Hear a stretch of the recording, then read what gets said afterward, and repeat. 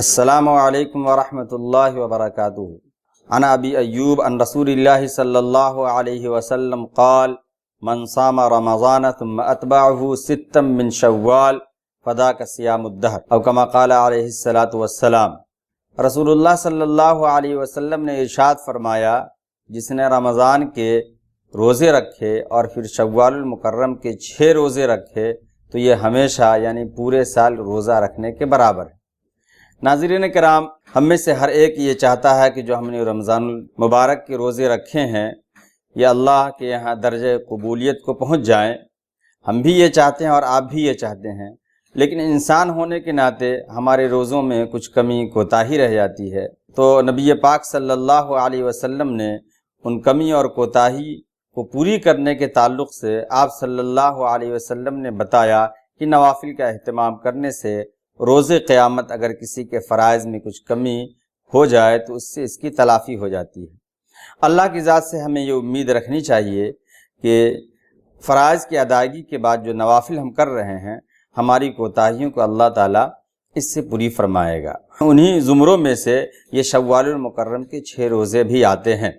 نبی پاک صلی اللہ علیہ وسلم نے فرمایا کہ جس شخص نے رمضان المبارک کے پورے روزے رکھنے کا اہتمام کیا اور پھر اس کے بعد 6 روزے شوال المکرم کے رکھ لیے تو گویا پورے سال روزہ رکھنے کے برابر ہے۔ ہم میں سے ہر ایک کو کوشش کرنی چاہیے کہ نبی پاک صلی اللہ علیہ وسلم نے جن نوافل روزوں کے رکھنے کا اہتمام فرمایا ہے اور حکم فرمایا ہے، ترغیباً حکم فرمایا ہے، تو ہمیں بھی اس کے رکھنے کی کوشش کرنی چاہیے۔ جس طریقے سے نبی پاک صلی اللہ علیہ وسلم نے فرمایا تعرض الاعمال یوم الاثنین والخمیس فاحب ان یعرض عملی وانا صائم۔ آپ صلی اللہ علیہ وسلم نے کہا سوموار کے دن یعنی پیر کے دن اور جمعرات کے دن اعمال پیش کیے جاتے ہیں، تو میں یہ چاہتا ہوں کہ ہمارے اعمال اس حالت میں پیش کیے جائیں کہ میں روزے سے رہوں۔ اس لیے ہمیں یہ کوشش کرنی چاہیے کہ جہاں تک ہو سکے پیر اور جمعرات کے دن کے روزے رکھنے کا بھی اہتمام کریں۔ اسی طریقے سے ایام 20 روزے رکھنے کی بھی آپ صلی اللہ علیہ وسلم نے فضیلت بتائی ہے۔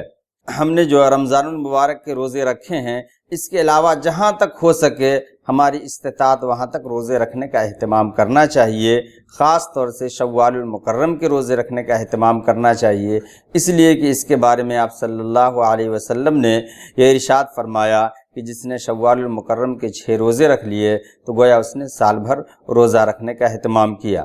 ہم میں سے جس کے پاس جو استطاعت ہو روزہ رکھنا چاہیے۔ اور میں نے اس سے پہلے بھی ایک بار بتایا تھا، آپ صلی اللہ علیہ وسلم نے بتایا روزوں میں سب سے بہتر روزہ صوم داودی ہے، یعنی ایک دن روزہ رکھنا اور ایک دن افطار کرنا۔